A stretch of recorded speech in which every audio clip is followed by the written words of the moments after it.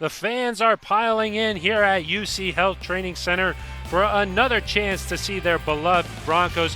We might have our biggest crowd so far through training camp, and the guys are ready to go. You get their face painted. The fans are ready to go after a day off. Chick-fil-A here in the building. Man, I know you love number one with chicken. waffle fries, please. Exactly, and the Bronconator is ready to go as the players are back after a day off, should be refreshed and ready to go. And if you couldn't make it out here, of course, you're watching us right now. Broncos Camp Live, powered by Ford. It's Friday morning, but that means the guys are back to work. Thank you for joining us. I'm Phil Maloney alongside Matt Boyer with his umbrella. You know, I wanted to be taken seriously for once on this show, so I decided to wear a freebie from down on the plaza. Yeah. Hey, we're going to take you very seriously. Okay. Oh, thanks, Steve. Yeah. Thank you. Is it better than my hair usually? Slightly. Oh, come on okay now. look. It's Come on. okay look. All right, it's an improvement. Fine. All right, I'll take it. It's not your hair. Just that looks good on you. Oh. And plus, we're joined by the Ring of Famer, Steve Atwater. And we've gone through 5 days of camp, a little bit of a breather yesterday, chance to reset. And who's caught your guys' eye so far? I know that Case Keenum has been very impressive. Yeah, Case Keenum, he's been extremely accurate. His leadership has shown up consistently, and the players have talked about, how much they enjoy having a quarterback who is, set in stone right from the start. And he's just been consistent, on a daily basis. He's come and shown up, and it hasn't been this roller coaster. One day he's doing well, one day he's doing bad. He's been consistently doing well. And players like to see that when they know that they got that rock back there at quarterback. I think a lot of national media members, too, have figured that out. I think that they see the way those players react to Case. We saw it with Mike Sando a couple of days ago. He came in very impressed with the way that Case was operating. Robert Klemko from the MMQB, another guy who wrote a very glowing article about the fact that Case Keenum has established himself as a leader on this team and has performed very well, hasn't thrown an interception yet during those team drills. So I think that the consistency and the leadership style is definitely being taken seriously. I'm going to take this hat off right now. Okay, so, yeah, that's so that, probably a so good that idea. I am not. It's fallen off my head. But I think that Case has definitely established himself as the guy. Yeah, Klemko wrote Case Keenum might be the long-term answer at quarterback for the Broncos. So certainly a positive sign just through 5 days. One guy we haven't heard really too much about is Von Miller, though, Steve. Yeah, now we haven't heard a ton about him, but, Von is down there making sure the guys are all on the same page, making sure that, especially for the edge rushers, that technique is right. It's not just about bull rushing. It's a lot of intricacies involved, and he's making sure they're on the same page with that. And, of course, he's being the great leader that he is and wants to get through this whole preseason process healthy. Yeah, Von can just sort of turn that switch on, right? Yeah, and I also think that it's not necessarily the sexiest thing to say that, hey, Von Miller's playing very well at camp, even though he's kept that high level. People who come to camp, writers, fans want to talk about the unknowns. They want to talk about those backups, the rookies, maybe players that we don't necessarily know about. But Von Miller, day in and day out, has kept that level, kept that consistency. Yeah, and when he runs out of the doors every day, we hear a big cheer from the fans. He gets the fans pumped up, and, of course, after practice, Von, let me get an autograph. That's one of the best parts of coming out to camp. Do you feel like DT is sort of in that same ballpark? Yeah, kind of in the same ballpark. The number one thing for DT, I think, is to get through camp healthy. I know last year he was slowed by some injuries during the season. A lot of people didn't even know about that. They thought that, man, DT's slowing down. No, he was injured during the season, and he didn't want to make a big deal about it. So if DT can make it through the season, through this camp healthy, I think that'll be great for the team. And he's also doing his things in terms of, being a great leader, and guys are leaning on him for advice. Yeah, and DT leaning on advice. He's really been a mentor for guys like Cortland Sutton and Deshaun Hamilton. Well, we talked about those rookies, and that is something that these fans have been privy to, seeing those acrobatic catches from Cortland Sutton and Deshaun Hamilton. But as we saw a couple days ago, there's a lot of extra work that goes into making those catches happen. Strong hand. Oh, yeah. Ah!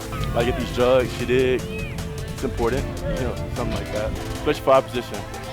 I'm trying to teach my son how to catch over here. Put your hands up, let's go. I mean, we try to do the same, man. We do about 25 balls in each bucket. We'll do about 4. We do 4, catch 100 a day, 100 a day, keep the drops away. 100 before, 100 after. Keep the drops away. It's important. Do this. Peanut butter jelly sandwich. Ooh, with milk. 25 straight, side, go 25, whatever you want to. Go all the way up to 200. No matter. One day hand. One day we did 500. Yeah, one hand, left hand, right hand, over the shoulder. Awkward positions, turning backwards like that. Laying down on the ground. Yeah. Oh, I wasn't even. Now you go, you go. In the game, you're never gonna be in one position when you catch the ball, you know. All right. That one, hey, bro. That stuff hurt. That one hurt. You hitting me with the hard part. That one was rough. See, that one. Nah, you going again? I'm gonna hit you with this butter stick. This is damn pipeline. There we go. Hey. Hey, Broncos country, we all about that work. We signing out just for today though, because we gotta get back at it tomorrow. You dig? Stretching also very important to get ready before practice. One of the things I thought is very interesting about what we just saw from those two young rookie wideouts, nobody's making them go over to the jugs machine. I think that the maturity level that both Deshaun and Cortland have showcased, they know that they need to get better. They know they need to raise their level of play if they want to contribute, so they're doing all the things necessary. Yeah, 100 catches after practice. 100 a day, keep the drops away. Yeah, we got to love that. Our thanks to Steve Atwater for joining us for the first segment, and now we'll bring in Broncos insider Andrew Mason. Mace, thanks for hopping on. My pleasure. Major League, Mace. Look at that shirt, man. That is a great shirt. The Thank wardrobe. you. I love it. It's from deep in the closet, but I'll be bringing it out again, I'm sure. Mace, one of the stars of camp so far has been Cortland Sutton. Of course, he's making those huge catches out there. What have you seen from him? Well, just a guy who doesn't look like a rookie out there, someone who looks like a 2 or 3 year veteran, the way he's handling himself, the way he's making catches in traffic. And the thing about a guy like Cortland Sutton, watching him out there, let's say he's the number 3 receiver. He's going to be a handful for third cornerbacks to cover. As my co-host on Orange and Blue 760, Ryan Edwards, pointed out, that's a mismatch that you might see the Broncos exploit this year because there aren't many number 3 corners that have the size, the length, and the physicality of Cortland Sutton. He's got a chance to make a big impression right away. You think he can lead this team in touchdowns? Well, I wouldn't say that because he is the third receiver behind Demaryius Thomas and Emmanuel Sanders, so they'll get more opportunities. And I think just because of that, I think you'd say Cortland Sutton probably doesn't lead the team in touchdowns. That's putting too much of an expectation on him.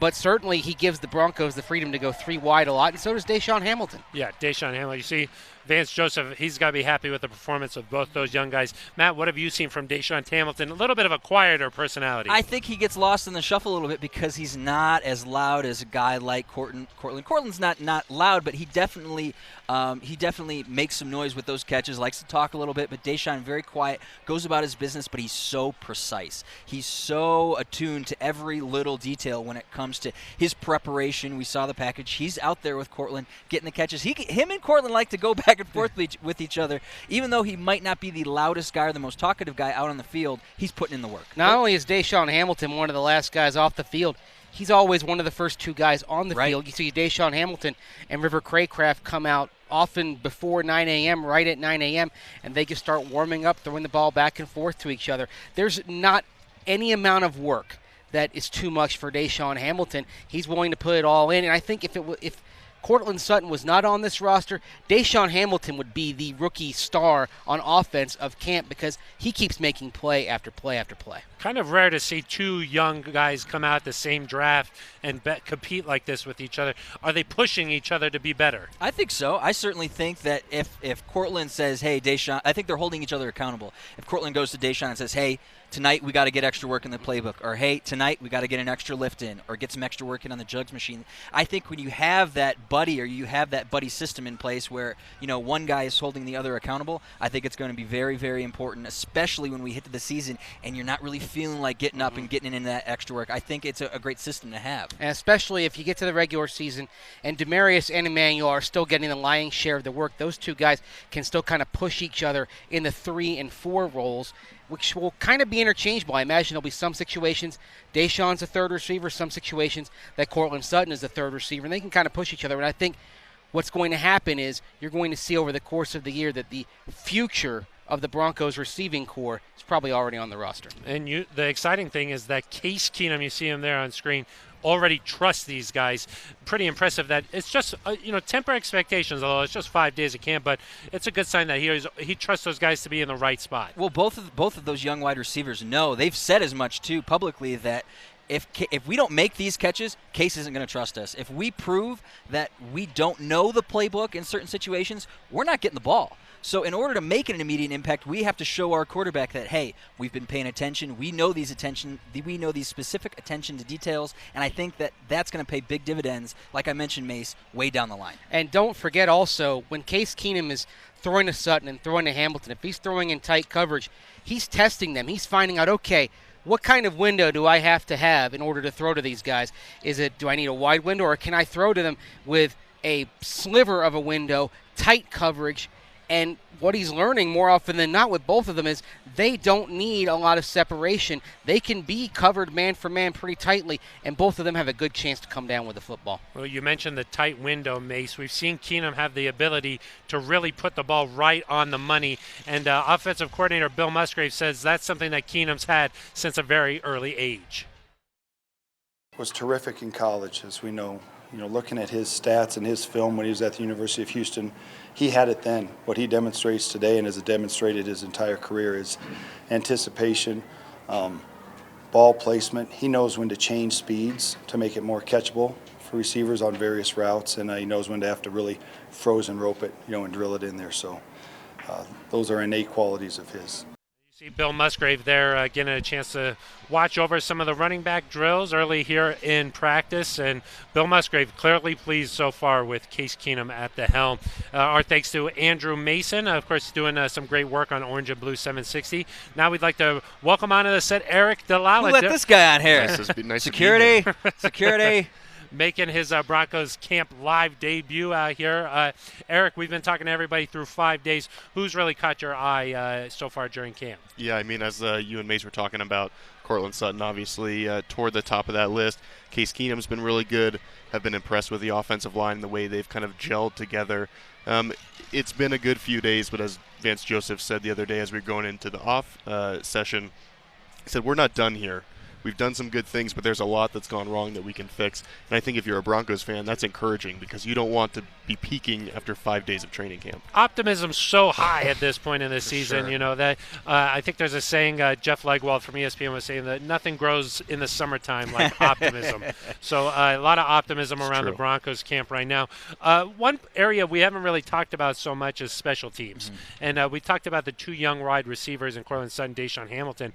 What about Isaiah McKenzie coming back for year two? Well, we showed the extra work that Deshaun and Cortland are getting in, but Isaiah McKenzie, very impressive after practice as well. We've seen him taking a lot of extra punts, a lot of extra kick return practice with guys like Phillip Lindsay. I think that Isaiah has done the things that are going to make him better in year two. He knows last year wasn't good enough for him. I think he's going to hold himself to a higher standard, and I think he's putting in the work. Yeah, and something that'll help Isaiah is the kickoff return rules this year that have changed.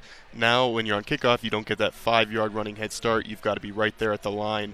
And so that's going to help, as Tom McMahon has said, those quick, small guys get back in that game. And so somebody like Isaiah is now valuable on kickoff return and punt return that could help him make this team. It's not going to help too much with the punt returns, though. No. The big thing for him is going to be catching the ball. You think after an off season he's been able to clear his mind a little bit and just focus? Hey, I know how to catch the ball. I think so. I think he got a little banged up last year. I think he never before last year he hadn't really had an injury that he had to battle through. He'd been healthy for most of his college career. So I think that having to go through that, he's better for it. He's faced a little adversity both on and off the field. And I think that having that in his back pocket now, he knows, okay, I've had this experience. I know where to go from this. And like you mentioned, I think McMahon is going to play a huge role in getting him to where he needs to be. Yeah, and absolutely. And if you listen to McMahon, he says that since he's met McKenzie's been fine. And so everybody wants to talk about last year. Has he recovered from all those muffs? According to McMahon, ever since he met him in February, March, whenever that was, He's been fine. He's ready to go. And I think the competition with guys like Phillip Lindsay should help him. But I think Isaiah McKenzie, more than maybe anybody else in this field, is ready to prove that last year's behind him. Yeah, the competition at that spot is going to be very interesting. How about the kicker position? Brandon McManus, we saw him hit about 75% of his field goals last year, but so far in camp, he's been hitting them pretty well. It's not a position that we talk a lot about because they're only on the field for a couple periods at a time. But McManus is another one of those guys who's been very consistent through camp. A name that you're not going to hear a lot about, but I think it's because of that consistency. You know what you're going to get with him. The big leg, everybody knows it's there. So when it comes time for the preseason, I think we're going to see. I think we're going to see him take advantage, especially, of course, at that big mile-high altitude at Broncos Stadium at Mile High. Yeah, absolutely. And I think he struggled a little bit at the beginning of last year, right after he signed that contract extension. So I'm not sure if that maybe had something to do with it. He recovered late in the year. And the thing about McManus is when he's good, he's really good. You think back to that 2015 postseason when he went 10 for 10 and really made some crucial kicks. I don't know if the Broncos win the Super Bowl if he doesn't play as well as he did. So if he can get back on track, McMahon says he's made 96% of his kicks so far through the offseason and training camp. That would be a big, big thing for the Broncos. Yeah, we need to have him consistent, solid there to make sure you can bank on some points when the offense does move the ball. When the offense can't move the ball, new addition, Marquette King, one of the biggest personalities on this team, he's going to be counted on to really boom it. I love him. I can't get enough of this guy's personality. He was trying, I think from 40 yards away, it might have been yesterday, or it was 2 days ago now, he was trying to land the ball in a garbage can similar to the way you do in like a passing drill. He was pretty close. Yeah, the accuracy that he has from 40 yards in is pretty incredible. So I think that especially when you pair him with this altitude, the big leg, I think that we're going to see a lot of situations where that Broncos defense is going to be able to take advantage when offenses are pinned back inside the 20. Yeah, absolutely. And I think you pair him with a really good special teams coordinator like Tom McMahon and this altitude. His last 2 games in Denver, he's averaged over 54 yards of net punting average. I think the last time he was here was over 56. So you look back to last year's special teams, and then you compare to what it could be with Marquette King. That's going to be a huge help, especially with this defense that last year played with a lot of short fields. Maybe this year you change that, and the Broncos' offense gets some short fields to work with. Yeah. But yeah, McMahon's painted those red lines on the field to show where he wants Marquette King to put the ball, and he's putting it right there. Yeah, I was going to say, if you come out to practice, you can see the red lines painted on the field. Marquette King really accurate, being able to drop the ball right along the sideline, help prevent some of those mistakes that we saw last year where really on a special teams play, which should be automatic, the whole game, the momentum really switched angles. And Marquette King might have a sort of a goofy personality, but that doesn't mean he's not out there working hard. You know, in this altitude and with his leg speed, we've only just touched it. We've touched it, and he's a worker now. You know, that guy is going to work his tail off, and I love he loves to have fun, you know what I mean? If it gets serious on him, that's not what it is. So we're just going to let him just boom this ball and try and hit those red lines, and he's working for these guys. He is out there working hard for those guys, and he's going to be somebody that the Broncos really count a lot on this season to make sure that they really turn the field. We're coming toward the end of this show here. What's something you guys are looking for from the guys today? I mean, for me, I heard Josie Jewell's back out there at practice, rookie linebacker. We haven't seen him at training camp yet. That guy, I think, has a chance to be a really special part of this team, whether it's on special teams or taking some snaps at linebacker. So seeing him for the first time in training camp and then hopefully in a few days in a preseason game, I'm looking forward to that. I'm looking forward to the rookies. He mentioned it. I think Jewell is going to be very important today. We're coming out of the first day off of camp, so I want to see how these rookies respond. A lot of the veterans know what's expected of you after you come off an off day. I think I want to see just a little bit more intensity from some of these rookies, kind of bringing it to the level that they were before we had a day off. Taking a look over the shoulder there of Justin Simmons, I sort of want to see how these cornerbacks respond. There's been some injuries there along the cornerback position, and a big topic of camp so far is who's going to replace Aqib Talib in that cornerback room. Well, here's an opportunity for someone to really step up, especially if Trumaine Brock misses a little bit of time here out at practice.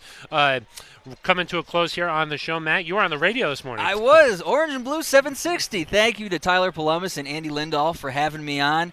They wanted the dirt on Mace. I didn't give him up. I didn't sell him. I didn't sell him down the river. But big thanks to those guys. We look forward to having them on our show as well. But again, make sure you're tuning into Orange and Blue Daily every day, Channel 20, KTVD, 6:30 p.m. Yeah, you get to see them, see what they've been talking about during camp, and of course, they first and 10 at 10 to 1, right in the middle of practice. So you get the very latest on what's happening during practice. Any injuries, any guys getting carted off.